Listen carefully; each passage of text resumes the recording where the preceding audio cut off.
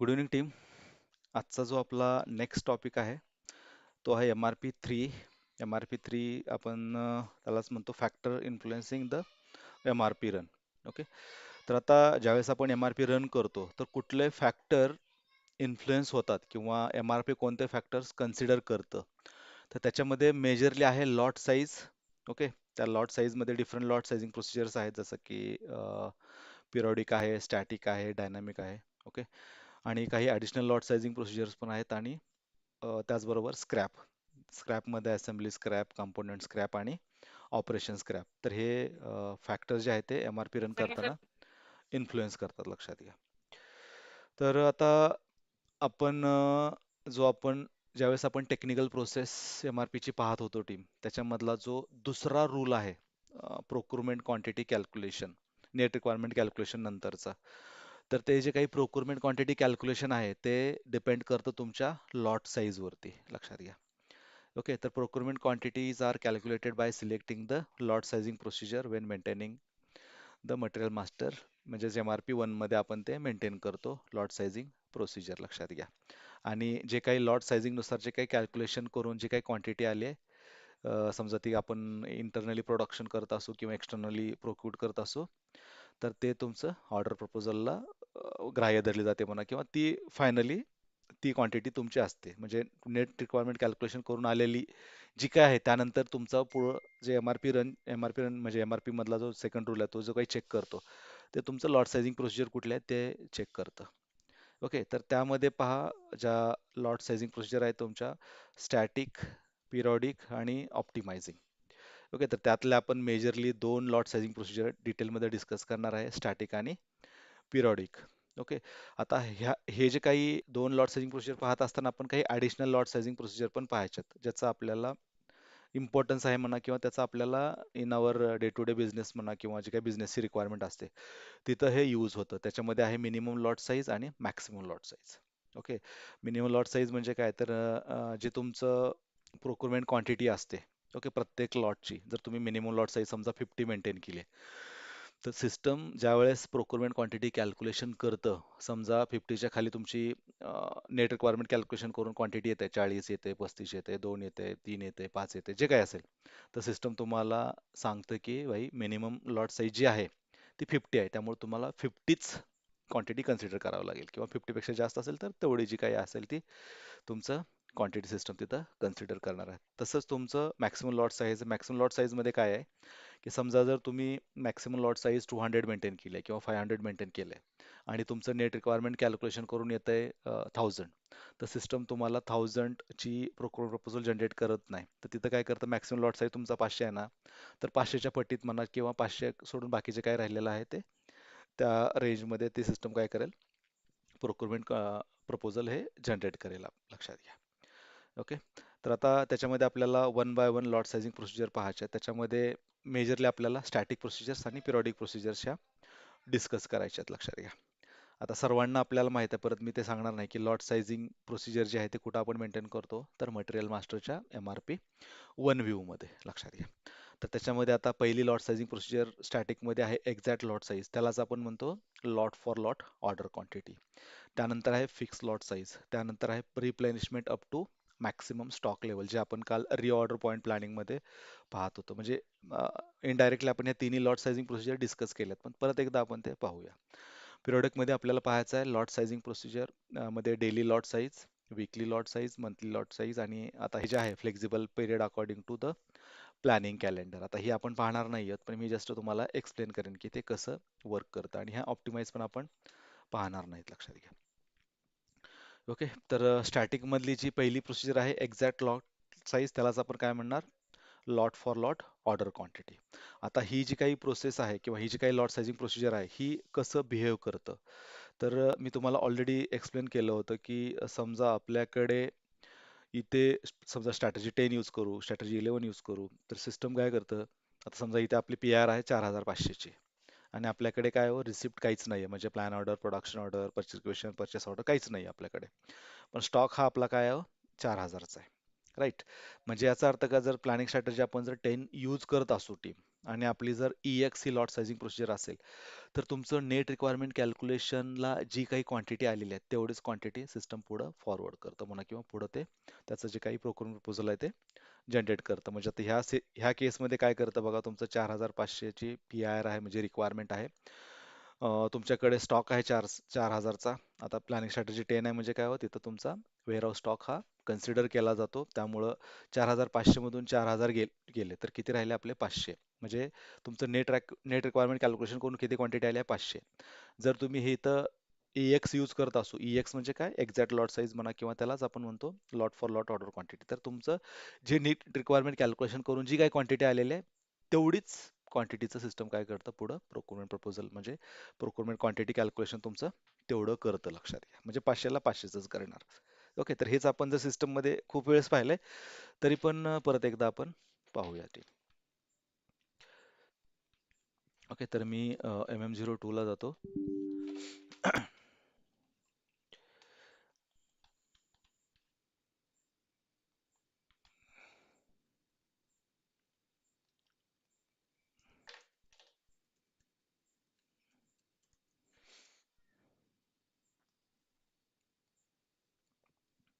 Okay, MM02 आणि आपलं जे मटेरियल आता हे मेन मटेरियल घेऊया टीम आपण. ठीक आहे, इंटर करा. इथे आल्यानंतर कुठे जायचं हो आपल्याला, MRP 1 व्ह्यूला.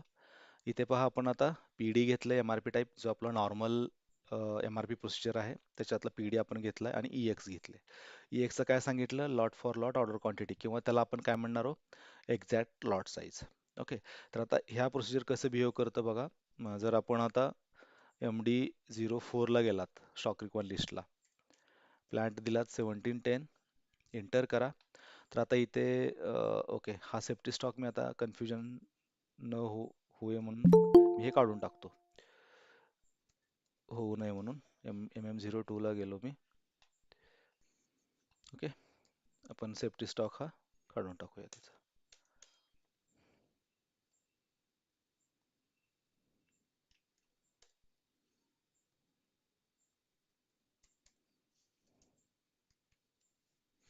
ठीक आहे, तर आता सध्या आपलं जे तुम्ही पाहता इथे 4000 आपला स्टॉक मध्ये आहे आणि आपल्याकडे प्रोडक्शन ऑर्डर आहे. प्रोडक्शन ऑर्डर पण मी काय करतो, क्लोज करून देतो म्हणजे डिलीट करतो तो इनडायरेक्टली.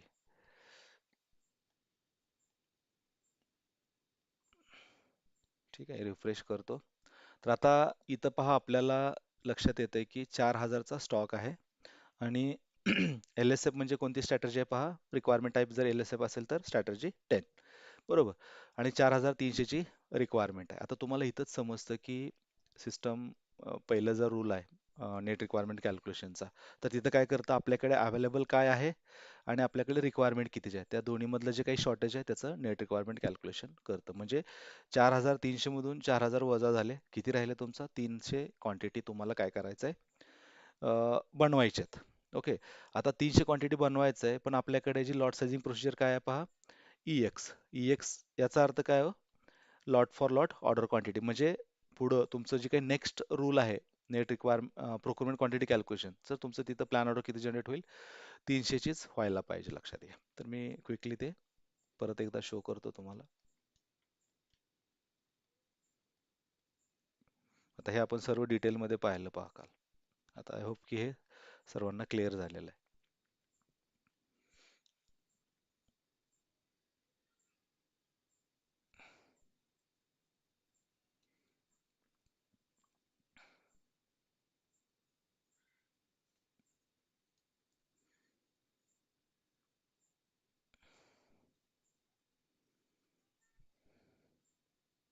ओके, तर आपण MRP रन केला, बॅक आलो मी, रिफ्रेश केलं.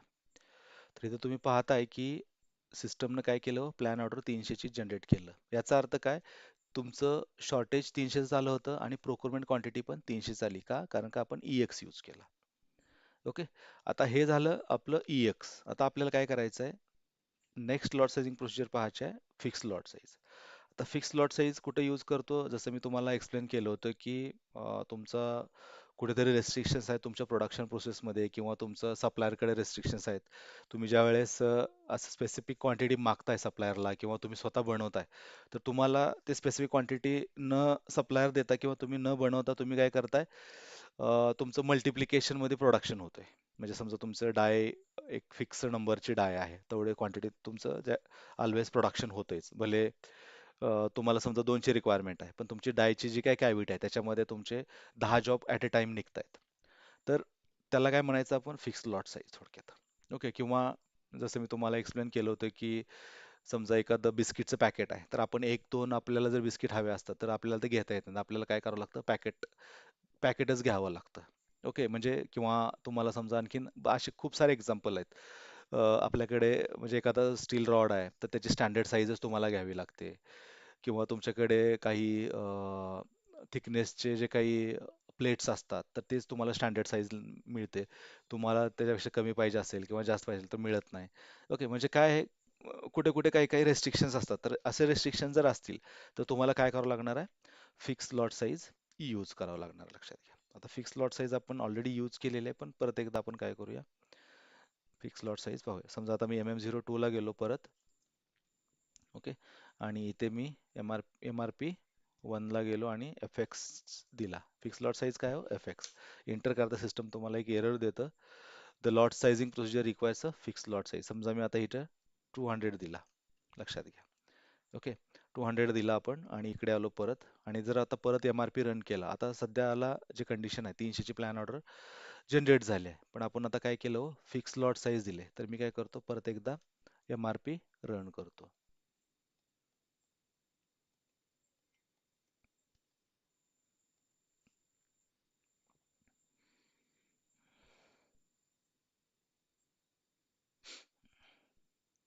ओके. तर आपण आता MRP रन कॅरीड आउट केला. मी बॅक आलो आणि मी जर रिफ्रेश केलं तर काय होईल, रिफ्रेश करतो इथे, तर तुमच्या इथं पहा 100 क्वांटिटी पडून राहणार. का? कारण का तुम्ही घेतलेली आहे फिक्स लॉट साईज. त्यामुळं तुम्हाला रिक्वायरमेंट होती 300 ची, पण तुमच्या 200च्या पटीत काय झाल्या, दोन प्लॅन ऑर्डर जनरेट केला. तर दोनच का झाल्या, कारण का तुमचं समजा एक प्लॅन ऑर्डर झाली तर 100 क्वांटिटी अजून रिमेनिंग राहिली असते. त्या 100 क्वांटिटीसाठी तुम्हाला परत 200 चीच प्लॅन ऑर्डर जनरेट करावी लागली. लक्षात घ्या. तर याला काय म्हणायचं टीम, आपण फिक्स लॉट साईज म्हणायचं. ओके. मग तुमचं मल्टिप्लिकेशन मध्ये समजा तुमचं 1000ची रिक्वायरमेंट असेल तर त्याच्या 5 प्लॅन ऑर्डर जनरेट होणार. 2000ची असतील तर 10 प्लॅन ऑर्डर जनरेट होणार. 4200ची राहिली असती तर 4000 मायनस करून 200चं एकच प्लॅन ऑर्डर तुमची ही जनरेट झाली असती. किंवा तुम्ही समजा फिक्स लॉट साईज 50चा दिला इथं, तर सिस्टमनं 6 प्लॅन ऑर्डर तुमच्या जनरेट केल्या असत्या. ओके. समजा आपल्याला अजून थोडंसं अजून डिटेलमध्ये जर समजायचं असेल, ओके, हे क्लिअर असेल, पण परत एकदा समजा आपण इथं फिक्स लॉट साईज 50ची दिली असती, तर मात्र तुम्हाला तिथं क्वांटिटी तुमची जी काय आहे ते 0 राहिली असती, झाली असती बघा. आता समजा आपण परत MRP रन केला, मग तिथे तुमचं एक्स्ट्रा नाही बनत आहे, कारण का ते 50च्या पटीत 300 क्वांटिटी कव्हर अप होते तुमची. ओके. हे जर टीम तुम्हाला जर लॉट साइजिंग प्रोसिजर वगैरे क्लिअरली अंडरस्टँड झाल्या तर तुम्हाला लक्षात घ्या, काय म्हणतात त्याला, no planning file entry exist. Okay.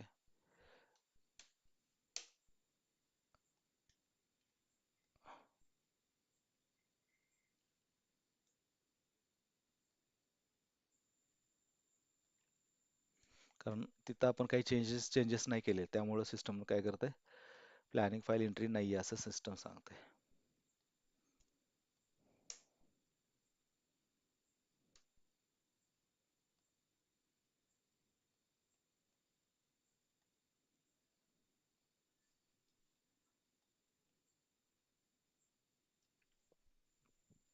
Okay. आता मी रिफ्रेश केला.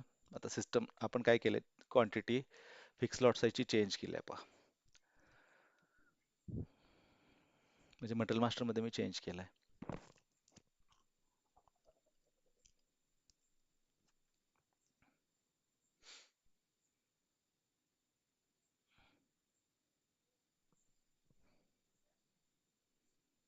ठीक आहे. तर मी MRP रन केली. तर आता काय करेल बघा, इम्पॅक्ट कसा होईल. आता 200च्या दोन दोन दोन प्लॅन ऑर्डर आहेत, पण 50च्या आता किती होतील आपल्या, कारण 300ची रिक्वायरमेंट आहे आपली. 300चं नेट रिक्वायरमेंट कॅल्क्युलेशन करून 300 क्वांटिटी आल्या आणि आता 50चं आता आपली लॉट फिक्स लॉट साईज आहे. तर 50च्या पटीत तुमच्या 3 प्लॅन ऑर्डर म्हणजे 6 प्लॅन ऑर्डर जनरेट झालेल्या असतील. ठीक आहे, तर बघा 1 2 3 4 5 6 प्लॅन ऑर्डर जनरेट झाल्या आणि आता तुमची बघा अवेलेबल क्वांटिटी 0 दाखवते. म्हणजे हे मॅचअप होते, तुम्हाला एक्स्ट्रा क्वांटिटी बनवायची गरज नाहीये. म्हणजे फॉर्च्युनेटली हे आपली क्वांटिटी पण सेम होती, तेवढ्या पटीत येत होती आणि फिक्स लॉट साईज पण तेवढं होत होतं, त्यामुळे ते 0 राहिलं. ओके, तर हे आहे फिक्स लॉट साईज. आता नेक्स्ट लॉट साईज आपण ऑलरेडी पाहिले कालच्या सेशनला, पण परत एकदा पाहूया. Replenishment to maximum stock level. आता हे मेजरली कुठं होतं लक्षात घ्या. ओके, तर हा एक वेअरहाऊस आहे, त्याच्यामध्ये काय हो, हा तुमचा काय आहे, रॅक रॅक सिस्टम आहे. ही रॅकची लाईन आहे. Line one, line two, line म्हणजे ही लाईन वन आहे. आता ह्याच्यामध्ये काय झाले, हे बिन झाले तुमचे. हे काय आहेत, हे बिन. हा एक बिन, हा दुसरा बिन, हा तिसरा बिन. तर याच्यामध्ये कसं असतं, किंवा आता इथं ओपन मध्ये मटेरियल ठेवलेलं आहे खाली. ही पण तुमची लाईन आहे, line one, line two, line one, किंवा ही रॅक सिस्टम आहे.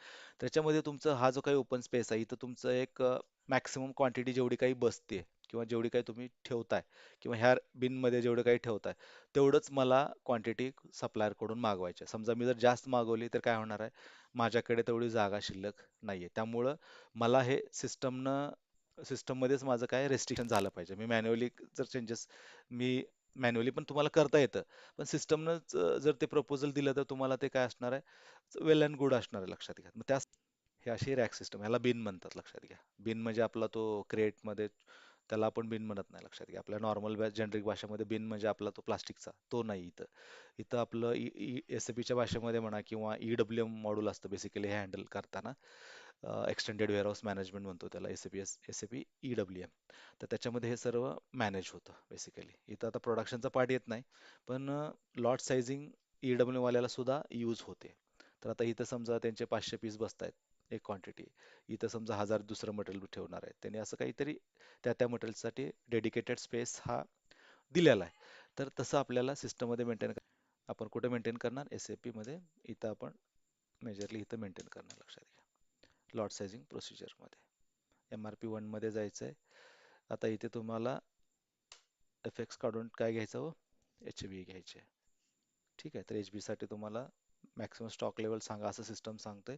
तर समजा मी इथं 5000 दिले किंवा 10,000 दिले. ओके, 10,000 दिलं माझं मेंटेनन्स. पण आता इथे मी काल एक तुम्हाला पॉईंट सांगितला की हे जर तुम्ही मॅक्सिमम स्टॉक लेवल जर यूज करताय तर तुम्हाला लॉट सायझिंग प्रोसिजर काय घ्याय, sorry, M R P type काय घ्यायचं, व्ही बी घ्यायचं, रिऑर्डर पॉईंट प्लॅनिंग घ्या. ओके, किंवा ते पी डी घेतलं तरी तुमचं सिस्टम काय करणार आहे, याच्यामध्ये मॅक्सिमम स्टॉक लेवल कन्सिडर करणार आहे, लक्षात घ्या. तसं पाहायला गेलं तर पण जनरली हे व्हीबीच्या अगेन्स्ट हे यूज करतात. तर समजा इथं मी आता 5000 दिलं इथं, कारण का आपल्याकडे 4000चा ऑलरेडी स्टॉक आहे, म्हणजे हे फॉल अंडर बिलो होते. 5000च्या खाली स्टॉक आहे तुमचा. तर आपण जर समजा आता एम आर पी रन केली, तर आता आपण कन्झम्पशन बेस्ड प्लॅनिंग घेतली टीम, तर इथं सिस्टम काय करेल, हे पी आर कन्सिडर करणार नाही. काय करणार नाही, हे पी आर 4300 कन्सिडर करणार नाहीये. आपण एकदा एम आर पी रन करून बघूया, तर सिस्टम काय डिलीट करतं आणि काय क्रिएट करतं पाहणं मजेशीर आहे बेसिकली. मी डिलीट आणि रिक्रिएट करतो इथे. ठीक आहे, सिस्टम बघा, कन्झम्पशन बेस्ड प्लॅनिंग मध्ये जे तुमचं रिक्वायरमेंट आहे ते जनरली कन्सिडर करत नाही. कन्झम्पशन बेस मध्ये तुमचं जे काही रिऑर्डर पॉईंट आहे त्याच्या अंडर जर फॉल झाला तरच तुमचं प्रोक्युरमेंट प्रपोजल हे जनरेट करणार आहे, लक्षात घ्या.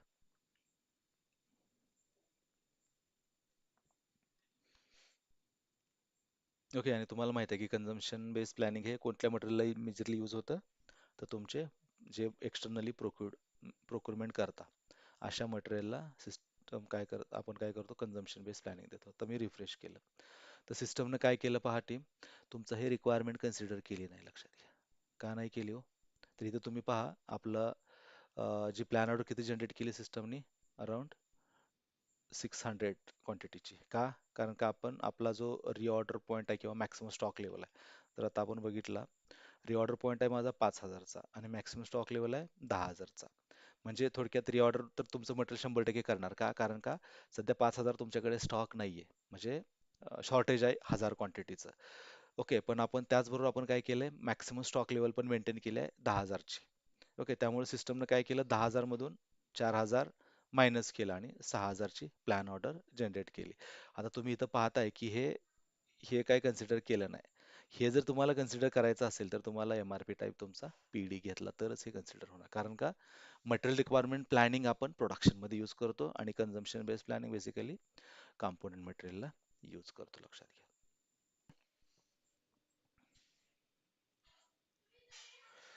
आता नेक्स्ट आहे